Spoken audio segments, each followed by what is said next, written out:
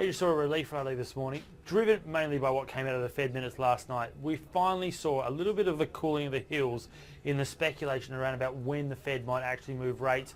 Very clearly outlined that in the last month, nothing has actually changed in terms of their outlook. Slightly different language, but all in all, considerable period of rate certainly remains there.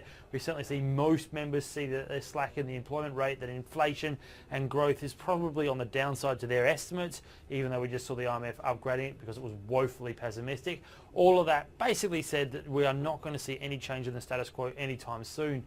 Triggered a relief rally in the US and certainly triggered a relief rally down here in Asia as well. Only one that did miss out was probably Japan, and that's not unsurprising because that data coming out of the US and out of the Fed certainly saw the heat in the US dollar coming out, which was taken as a negative for that inverse correlation between the yen and the Nikkei. The yen has moved up, currently trading at the low end of 108, and that really did see that heat that we've seen in the Nikkei coming a little bit out. Everything else saw an upside rally, and that's not unsurprising considering something like the ASX has lost 7.7% in Aussie dollar terms since the high in August. It's actually down 15.5% in US dollar terms. So we're looking for some sort of support, and that's what we saw today.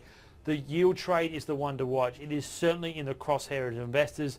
There's no doubt that if we see any talk of rate rises in the US or here in Australia, that they will be shed off and shed off fast. But that now looks like a not likely scenario for at least 6 months. And with that in mind, we do have some earnings seasons from the banks coming up, and all that really did see some upside pressure. 2% gains for most of the banks here in Australia, and that really did show some support for our market as a whole, considering they make up 23%.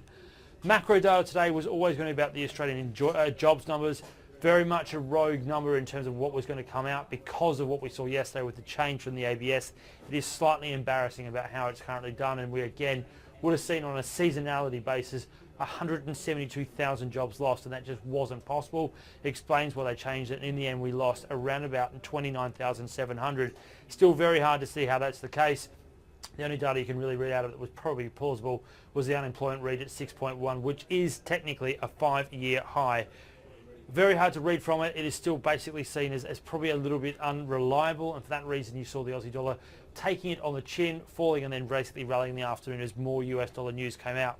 All in all, fairly positive day, as I said. It was all about that relief rally. Expect to continue as we see US corporate numbers come through, and probably the next 2 weeks will be in the green.